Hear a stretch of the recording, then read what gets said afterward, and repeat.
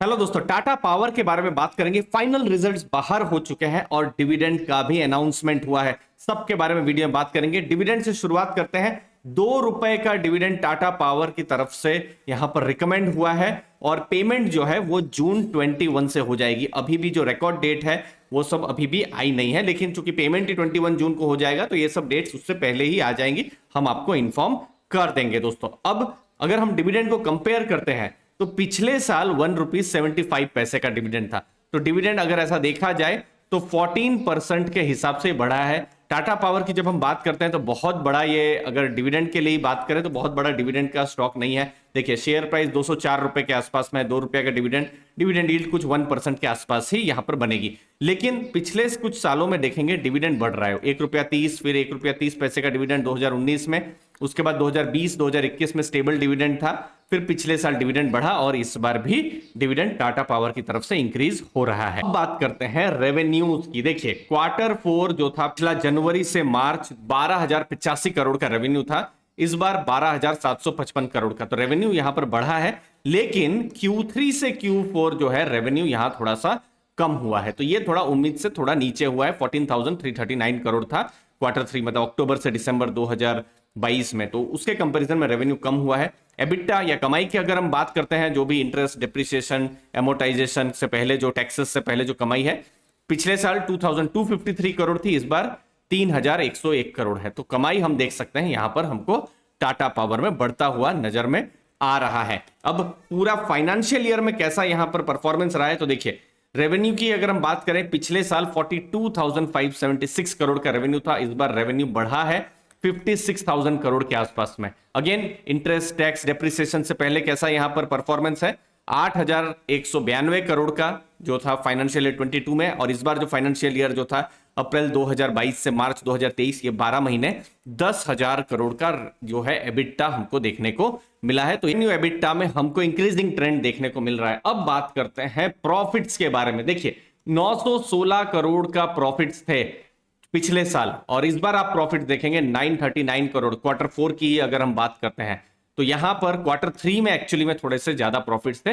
तो quarter on quarter profit थोड़ा सा हमको घटते हुए नजर में आ रहे हैं, ये हमको ध्यान में रखना है। अब टोटल अगर प्रॉफिट्स की अगर हम बात करें पूरे फाइनेंशियल ईयर में, जो कि एक बहुत बड़ा इस बार जंप देखने को मिला है, 2,440 करोड़ का प्रॉफिट हुआ था फाइनेंशियल ईयर 22 में, और इस बार प्रॉफिट 3,810 करोड़ का हुआ। और ये प्रॉफिट्स जो है हमको 50% से ऊपर प्रॉफिट्स बढ़ते हुए यहां पर नजर में आ रहे हैं। जब हम टाटा पावर की बात कर रहे हैं तो ओवरऑल एक स्ट्रॉन्ग प्रॉफिट्स के नंबर हमको देखने को मिल रहा है। यहां पर बस एक ही कंसर्न है कि Q3 से Q4 में जो रेवेन्यू का जो पार्ट है वो थोड़ा सा उम्मीद से कम आया है। बट प्रॉफिट्स की जब हम बात कर रहे हैं तो प्रॉफिट 50% से ऊपर हुए हैं। अब डेट के बारे में और बिजनेस के बारे में बात करेंगे। उससे पहले दोस्तों, आप हमारा अर्ली फाइनेंशियल आजादी ऐप को भी डाउनलोड कर सकते हैं, एक्सप्लोर कर सकते हैं। यहां पर अपलोड करना शुरू कर दिया है। साथ साथ में मैं रेगुलर मार्केट रिलेटेड मटेरियल्स और फ्री मटेरियल्स भी यहां पर जो इन्वेस्टिंग से जुड़े हुए हैं मैं शेयर करता रहता हूं। इनफैक्ट यहां पर बहुत सारे कोर्सेज भी हैं जो आप बड़े डिस्काउंट में अवेल कर सकते हैं। डिस्क्रिप्शन में मैंने लिंक को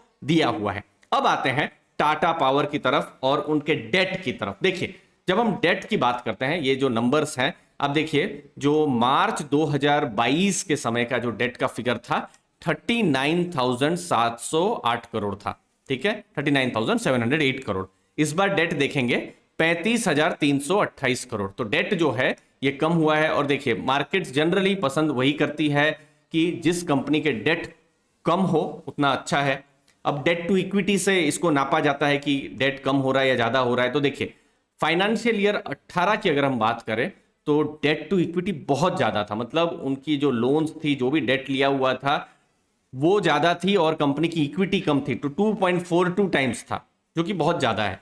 अब घट घट कर ये 1.03 टाइम्स हो गया है। मतलब जितना डेट है ऑलमोस्ट उतना ही इक्विटी है। तो हमने पिछले अगर हम 5 सालों में देखें तो डेट टू इक्विटी को कम होते हुए टाटा पावर में देखा है। तो ये कम हो रहा है, ये एक पॉजिटिव डायरेक्शन की तरफ हमको देखने को मिल रहा है। दोस्तों, अब बिजनेस की बात करते हैं। पिछले कुछ सालों में टाटा पावर का ज्यादा से ज्यादा फोकस रहा है ग्रीन एनर्जी, जो हाइड्रो है, सोलार है, वहां पर।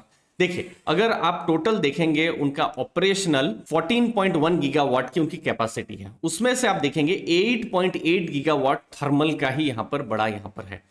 उसके बाद हाइड्रो है थोड़ा, फिर विंड है, फिर सोलार लगभग 3 गीगावाट के आसपास में, और अभी सोलार पर बिल्कुल फोकस भी चल रहा है। लेकिन आने वाले समय में जो पाइपलाइन है 14.1 से ये 16.8 गीगावाट में, तो उसमें आप मैक्सिमम देख सकते हैं 1.25 गीगावाट सोलार से ही आएगा।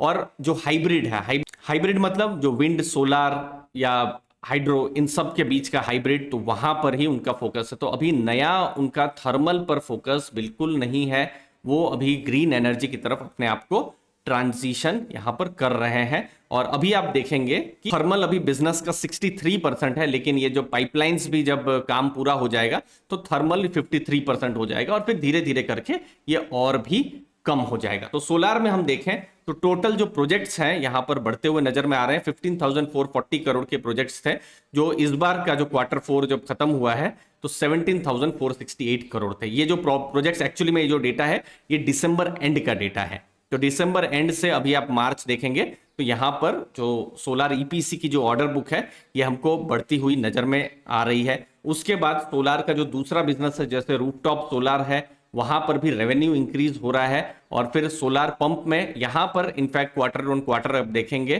तो रेवेन्यू डिक्रीज हो रहा है, बट सोलार रूफटॉप में यहां पर सोलार जो है ये जो बिजनेस है ये अच्छा कर रहा है। बाकी इलेक्ट्रिक व्हीकल चार्जिंग स्टेशन पर भी टाटा पावर के यहां पर एग्रेसिव काम हो रहे हैं। तो ओवरऑल अगर हम लॉन्ग टर्म थीम की बात करते हैं, जो रिन्यूएबल क्लीन ग्रीन एनर्जी के बारे में बात कर रहे हैं, जहां पर गवर्नमेंट का फोकस है और बाकी प्राइवेट कंपनियों का फोकस है, तो ऑलरेडी टाटा पावर की तरफ से काम होना है यहां पर एग्रेसिवली शुरू हो गया है। साथ में थर्मल भी है। थर्मल बिजनेस अभी का अगर आप एबिटा या फिर प्रॉफिट्स है कंट्रीब्यूशन देखें तो उनका एक स्ट्रॉन्ग कंट्रीब्यूशन है, लेकिन लॉन्ग टर्म में हमको ये एक थर्मल से ग्रीन एनर्जी की तरफ ट्रांजिशन होता हुआ दिख रहा है जब हम टाटा पावर की बात कर रहे हैं। लास्ट में ओवरऑल हम वैल्यूएशन की बात करेंगे तो मार्केट कैप 65,000 करोड़ के आसपास में है, और प्रॉफिट आफ्टर टैक्स 3062 दिखा रहा है। लेकिन ये चूंकि स्क्रीनर में डेटा अभी अपलोड होगा क्योंकि रिजल्ट तो अभी आए हैं, तो ये 3800 हो जाएगा।